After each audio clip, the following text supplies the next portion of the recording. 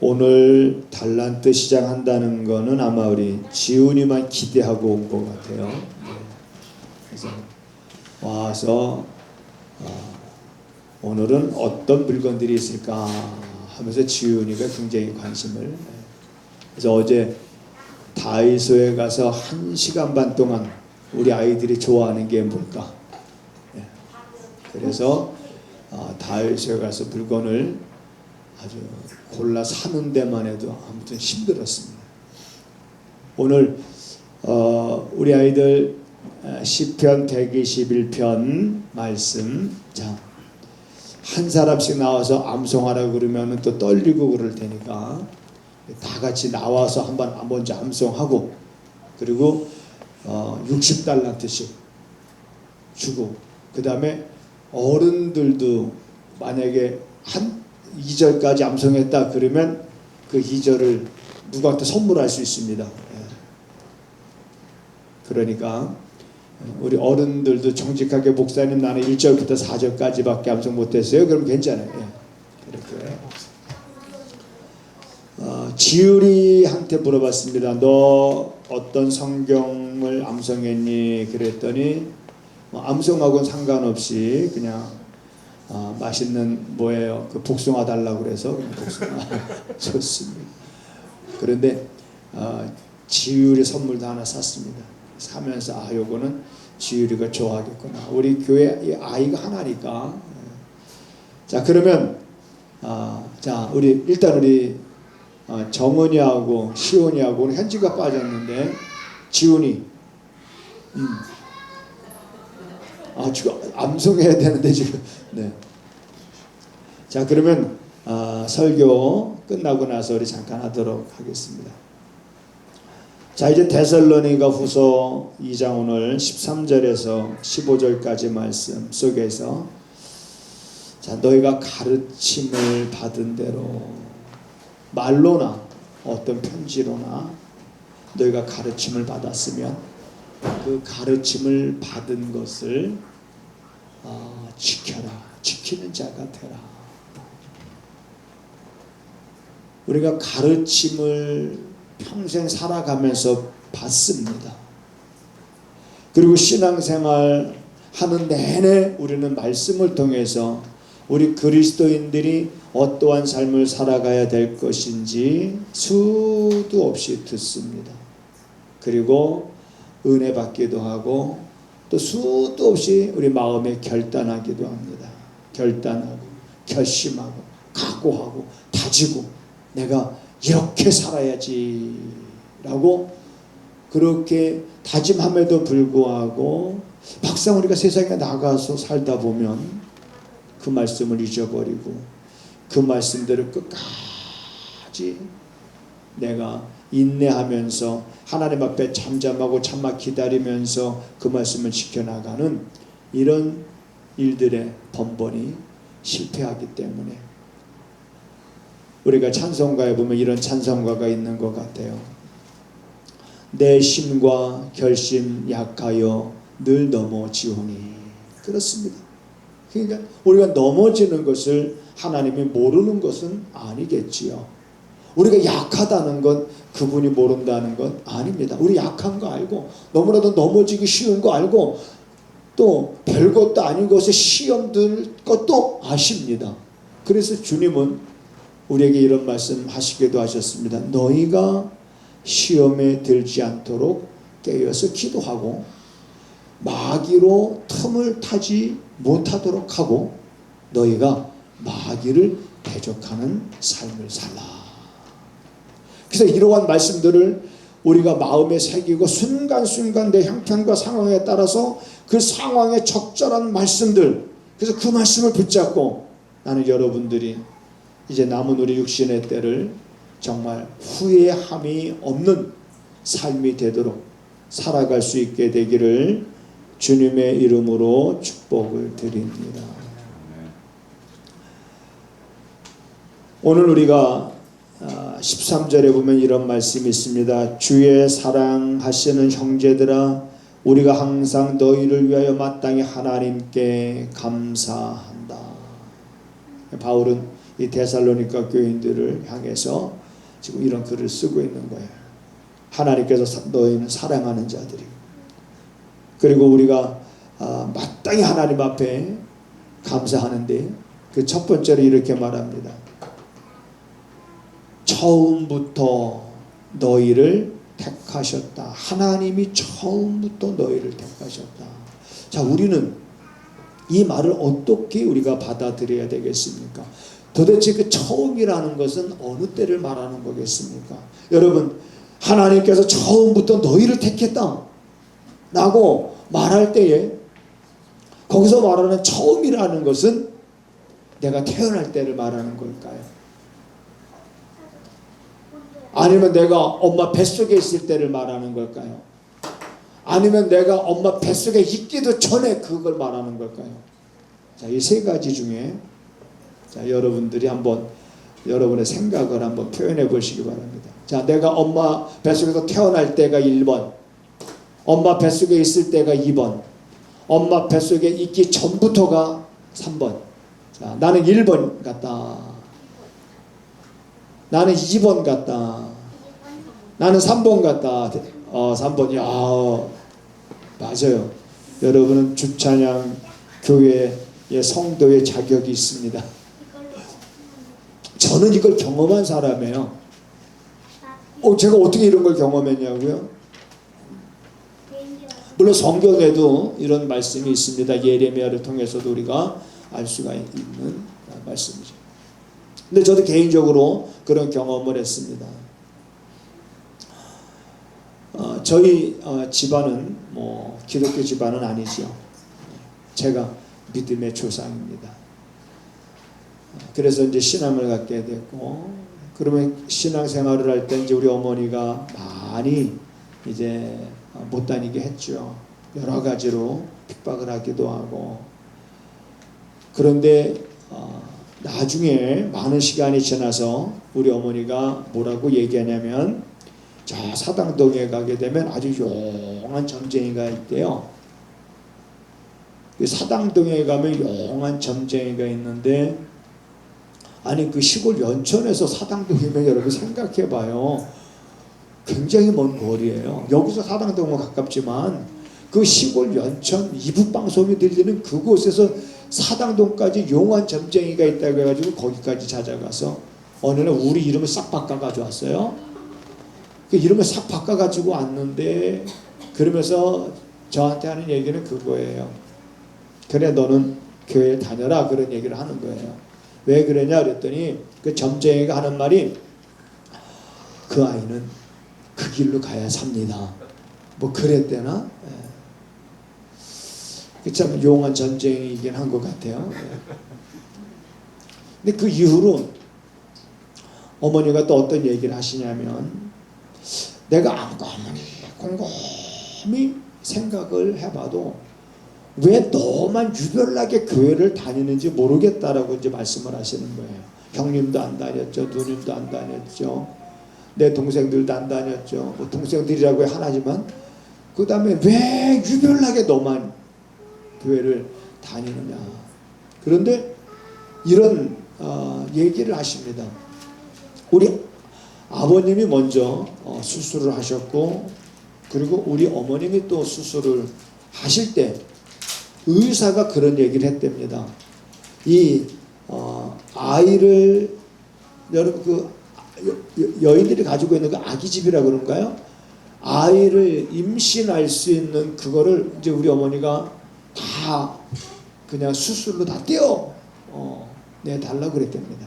더 이상 이제 자녀를 안 낳으니까. 왜 형님 있고 누님 있으니까 더 이상 이제, 그러니까 마치 수술하는 김에 그 아기집까지 전부 다 떼어달라고 그랬는데, 그 의사가 알았다 하고 안 떼놓은 거예요. 그러고 나서 내가 태어난 거거든요. 자 그것도 그렇지만은 그렇게 해서 나를 임신하고, 우리 어머니가 그 시골 동네 뭐 그때 뭐 TV도 없었을 때니까 뭐 시골교회 부흥회한다 그러면은 사람들이 구경 삼아 이제 교회를 갔었나 봐요. 그래서 주변에서 야 부흥회 한다니까 뭐 재밌는 얘기도 한다고 하니까 우리 교회 가자. 그래서 내가 너를 임신하고 그때 부흥에 참석해서 그런가 보다. 이렇게 말씀해요. 이게 우리 어머니 입장에서 얘기하는 거예요. 근데 제 입장에서는 이미 하나님은 내가 이 땅에 태어나야 될 존재라는 걸 아시기 때문에 의사로 하여금 그 아기 집을 제거하지 못하게 하셨고 그런 거예요. 어째? 잠잠한 거죠. 내가 복중에 또 복중에 짓기도 전에 하나님이 나를 아셨다라고 예레미야가 고백하는 것처럼 우리 그런 말씀들이 실감나는 거예요.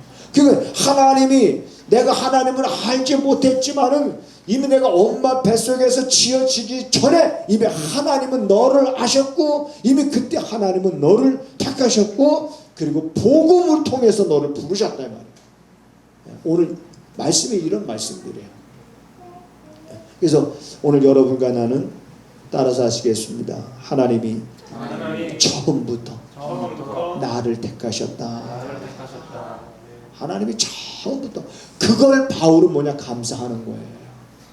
우린 그걸 감사한 적이 여러분 있는지 없는지 모르겠습니다만은 여러분 그걸 감사할 수 있는 삶을 살아가시기 바랍니다. 하나님이 처음부터 나를 택하셨다. 하나님이 처음부터 당신을 택하신 겁니다. 그것에 대한 감사. 그거는 하나님의 주권입니다. 하나님이 처음부터 우리 택했다는 거 이거 복음을 알지 못하는 사람들에게 가서 얘기하면 우리를 어떻게 취급할까요? 정상적인 사람으로 알겠습니까? 절대로 정상적인 사람으로 알지 않습니다. 야 너처럼 될까봐 교회 못 나가겠다. 야 그럴 수는 있어요. 처음부터 야 복중에 만들어지기 전에 이건 우리 사람의 생각이에요. 사람의 생각으로는 이건 이해가 될 수가 없는 거잖아요. 그러나 하나님이 어떤 분이신지 하나님은 그런 주권이 있으신 분이잖아요. 그래서 우리는 말씀을 우리가 근거로 해서 우리는 믿을 수가 있습니다. 우리가 전도서 3장 11절에 있는 말씀을 통해서 하나님이 자 사람을 만드셨죠. 그리고 그 사람에게 영혼을 사모하는 마음을 주셨죠. 그리고 하나님이 하시는 일의 시종을 측량할 수 없는 존재로 한계성을 준 존재로 만들었다 그랬습니다. 그러니까 우리는 그걸 모르는 거예요. 그러니까 하나님이 처음부터 너희를 택하셨다라는 건 믿어지는 거지. 우리가 그거를 한계가 있는 우리 사람들이 그 한계를 뛰어넘어서 그거를 알 수는 없는 겁니다. 그러나 우리는 성경을 통해서 그걸 알게 되는 거지요.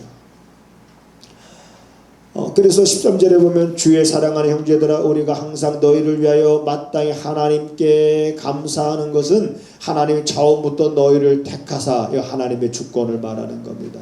그 다음에 두 번째로 성령의 거룩하게 하심을 감사했다. 성령의 거룩하게 하심. 여기서 우리가 알 수 있는 건 이거 하나님의 은혜입니다. 선행적 은총이라는 표현을 우리가 씁니다. 우리가 하나님을 사랑한 것이 아니라 하나님이 먼저 우리를 사랑하셨고 우리는 그 사랑을 알고 나서 하나님을 사랑하게 됐다. 자, 우리 여기에서 이제 뭐 우리 담비도 있고 또 시온이도 있고 정은이도 있고 자 이제 앞으로 정은이하고 시온이도 앞으로 20년이면 결혼할까? 아니야. 20년이면 30이 넘는데 결혼해야지. 결혼해서 아기를 낳고 아기를 키워보면서 그때 비로소 누구의 사랑을 깨닫냐면 이 부모님의 사랑을 엄마의 그 아픔이 있었던 거 엄마가 힘들었던 거 머스마들은 몰라요. 그래서 딸과 이 엄마의 관계가 그래 정말 친한 것 같아요. 잘하면 잘할수록 친구 같고 그런 것 같아요. 엄마들은 그래서 딸하고 얘기를 많이 합니다. 머스마들은 별로 얘기해. 내가 볼 때 뭐 든든한 건 있다고 하는데 내가 볼 땐 든든한 것도 없는 것 같아요. 가온이 빼놓고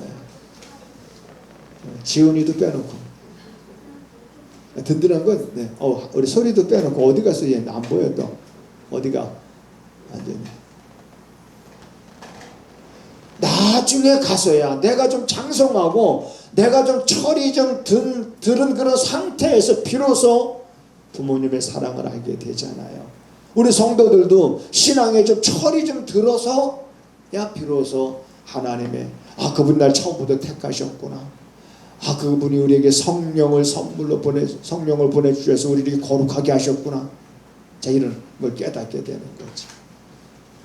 또 세 번째로 뭐라고 말하고 있습니까?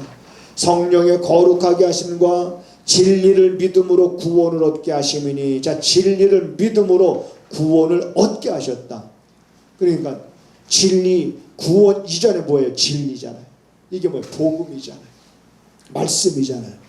그래서 그 말씀 택한 자들로 하여금 자 복음을 통해서 그들을 불어서 그들로 그 믿게 해서 그 다음에 구원을 받게 하셨다. 자, 이것을 감사한다. 자, 그리고 나서 여러분에게 14절 한번 보겠습니다. 14절에 보면 이를 위하여 그랬으니 그것은 13절의 모든 내용들을 말하고 있는 겁니다. 이를 위하여 자 우리 복음으로 너희를 부르사 우리 주 예수 그리스도의 영광을 얻게 하려 하십니다. 자, 구원을 얻는 것과 그리고 앞으로 구원받은 자들에게 주어지는 그 영광은 어떤 영광이냐. 자, 여기서 주 예수 그리스도의 영광, 그분의 영광이라는 건 어떤 것이고, 이것도 우리들이 알 수 있는 그 한계가 정해져 있습니다. 그러나 우리가 여기서 그 영광을 바라볼 수 있는 것 가운데 확실한 것은 뭐냐면 예수 그리스도께서 사망 권세를 이기시고 그분이 부활하셨다는 영광. 죽음이 끝이 아니로구나. 우리가 지금 죽는다고 말하자면 우리 쉬는 거죠. 그냥 수면 상태로 들어가는 겁니다. 자는 거예요. 그래서 그리스도께서 재림하시는 날 우리 성도들이 부활한다라고 하는 이 영광, 이거는 여전히 복음을 알지 못하는 사람들에게 여전히 이거는 믿지 못할 이야기들로 그들에게 들려질 겁니다. 그래서 이 일을 위하여 복음으로. 그래서 여러분 복음이라고 하는 것은 말 그대로 그냥 한자로 보면 복자를 썼고 음은 소리 음자를 썼습니다. 그래서 복된 소리. 자, 한번 여러분에게 묻겠습니다.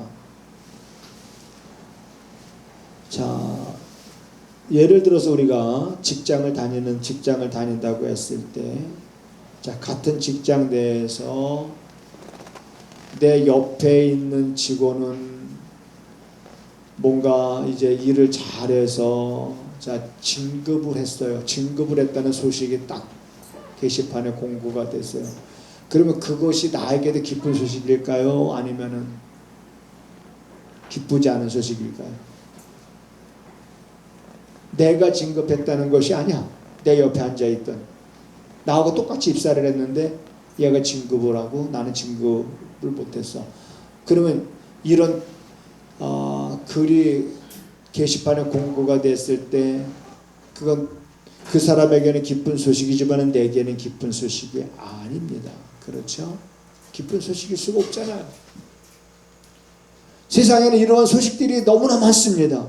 저 사람에게는 좋은 소식인데 내게는 아닌 거야. 그게 사촌의 땅을 샀다는 것은 사촌에게는 좋은 일인데 사촌에게는 배가 아픈 일이야. 좋은 소식이 아니에요. 그런데 복음은 누가 들어도 좋은 소식입니다. 누가 들어도 이 복음은 좋은 소식인 거예요. 그래서 복음이라고 하는 이것이 뭐냐라고 했을 때 복된 소리인데 저 복된 소리의 내용이 뭐냐? 자, 이걸 우리가 한번 찾아보겠습니다. 에베소서 1장에서 한번 우리 에베소서 1장에서 한번 보겠습니다. 자, 에베소서 1장에 보면 또 이제 하나님의 주권을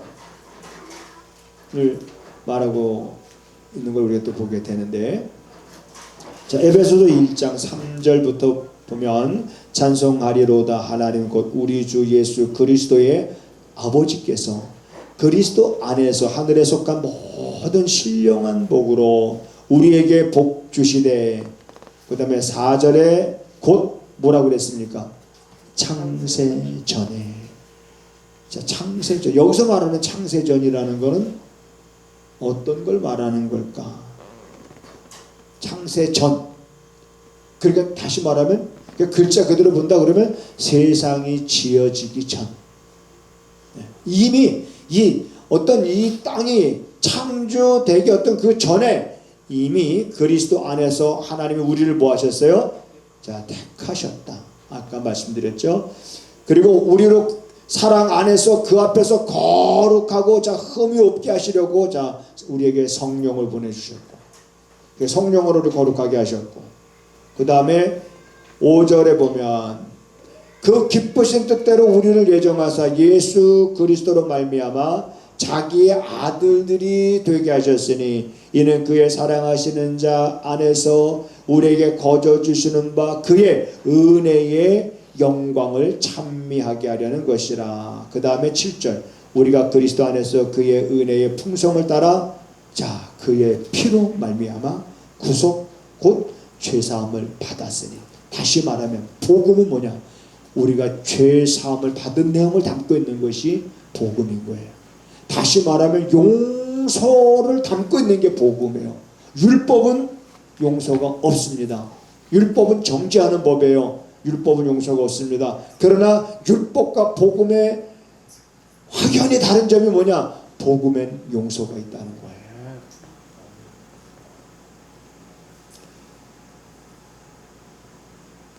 그래서 이 복음이 무엇이냐라고 그랬을 때는 이것은 하나님이 아들을 보내사 그에게 주어진 모든 임무를 예수님께서 십자가에 달리셨을 때 내가 다 이루었다 선포하신 그 바로 내용들이 담겨져 있는 것이 바로 복음입니다.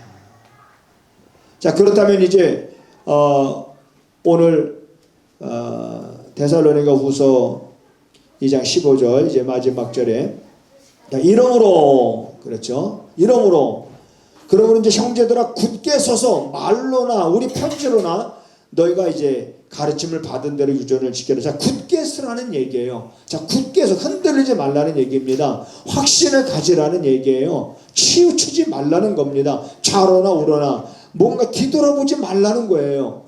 그 굳게 서서 이제는 말로나 우리 편지로나 너희가 가르침을 받은 것을 자 지키라. 여러분 주보를 한번 보시기 바랍니다. 3번 가르침을 받은 유전을 지키라 그랬는데 자 기억 첫 번째 같이 읽어보겠습니다. 시작. 그리스도인의 삶의 차원은 그리스도인이 아닌 사람들과 다르다. 자, 그리스도인의 삶의 어떤 차원, 이 단계, 이건 그리스도인이 아닌 사람과 다른 거예요. 예를 들면 이런 겁니다. 세상의 법은 결과를 가지고 재판합니다. 예를 들면 내가 칼을 들고 남의 집에 들어가서 그 사람을 위협하고 남의 물건을 훔쳤다. 그러면 이 사람은 이제 재판을 받아야 됩니다. 그런데 마음으로 생각만 해서 야 내가 칼을 들고 가서 저 집에 가서 범행을 계획만 해서 그래서 계획만 하고 여기 계획한 여기 뭔가 어떤 물론 증거물은 있어. 근데 이렇게 증거물도 있고 계획 이렇게 해야 되겠다라고 하는 어떤 그런 범행하고자 하는 어떤 그런 계획한 그런 것들이 있지만 아직 그렇게 하진 않았어. 그러면 그 생각을 세상의 법으로 재판합니까? 안 하죠. 그런데 우리 성경은 여러분 어떻게 말하고 있습니까? 결과는 이미 그가 어떤 생각을 갖고 있느냐에 따라서 그런 결과가 나오는 거기 때문에 결과 가지고 말하지 않고 먼저 그들보다 세상 사람들보다 한 단계 더 높은 차원의 이야기를 합니다. 너희가 남의 물건을 탐하지 말아라. 이미 너희 마음속에 그 물건을 탐했다 그러면 그거는 도둑질한 거나 다름이 없다. 이 차원에서 성경 우리에게 말하고 있잖아요. 그러니까 훨씬 더 우리는 그리스도를 알지 못하는 사람들과의 삶의 차원이 다른 거예요. 세상 사람들은 우리들과 생각이 다릅니다. 우리도 당연히 다르죠. 그것뿐만 아니라 그리스도인의 삶은 차원만 다른 것이 아니라 그리스도인이 아닌 사람들과 뭐가 다른? 목적이 달라요. 목적이 다릅니다. 그리고 또 뭐가 다릅니까? 그리스도인의 삶에 있어서 그리스도인이 아닌 사람들과 또 다른 것은 소망입니다. 우리는 소망이 달라요. 그렇기 때문에 우리는 말로나 글로나 받은 유전을 우리는 지키는 자가 되어야 됩니다. 그래서 지키라는 이 말은 참 부담스러운 말일 수도 있어요. 그렇죠? 그런데 자, 여러분 이제 데살로니가 후서 2장 끝나고 나서 요한 2서 지금 우리가 암송 들어가잖아요. 근데 거기서 제가 말하고 있는 게 요한 2서에서 말하고 있는 거 계속 보죠. 자, 우리가 계명을 받았다. 그다음에 계명을 지켜라. 네, 그럼 유전을 지켜라. 이 지키는 것은 여러분 자기 자신을 위한 거라는 것을 알아야 됩니다. 자기 자신. 그러니까 오늘 여러분 그 핸드폰 보셨습니까? 제가 새벽에 보낸 거 거기 보면 자 이제 우리가 서로 사랑하자. 서로 사랑해라. 그랬을 때 여러분 사랑의 가장 큰 증거 가운데 하나는 뭐냐면 용서입니다. 그래서 용서가 없는 건 사랑이 아니죠. 그러면 사랑하라고 한 것은 결국 용서하라. 그러면 여러분 용서하는 게 내가 용서하는 그 사람을 위한 것일 수도 있고 그것은 두 번째입니다. 첫 번째는 뭐냐? 나 자신을 위한 겁니다. 용서는 나를 위해. 왜? 내가 용서 안 하고 있으면 누가 스트레스 받아요? 자기가 스트레스 받잖아요. 스트레스 받으면 그게 뭐가 돼요? 결국 그게 우리 몸의 면역력을 파괴하고 우리 몸에 여러 가지 질병으로 나타나는 것. 그러니까는 우리가 어떤 삶에 있어서 나한테 어떤 부지 중에 잘못한 사람도 있고 계획적으로 잘못한 사람들도 있었을 때, 자 이러한 일들에 대해서 자 우리들은 어떻게 살아야 될 것인가 고민할 필요가 없는 것은 뭐냐면 성경이 우리로 하여금 어떻게 살라고 이미 방향을 가르쳐주고 그 문제는 뭐냐면 내가 그 방향대로 좀 나가고 있느냐 아니면 내가 지금 그 방향을 약간 유보하고 있느냐 아니면 내가 그거는 사람으로서 정말 지키기 힘들어하면서 내가 뒷걸음질 치고 있느냐 그 중에 하나. 그러므로 결론 한번 같이 읽어보겠습니다. 결론 시작. 가르침을 받은 유전을 지킴은 무거운 짐이 아니다. 자, 이러한 계명을 지키는 것이 무거운 짐이 아니다라고 성경 어디에서 말하고 있습니까? 이거 달란트 20달란트 제가 할게요.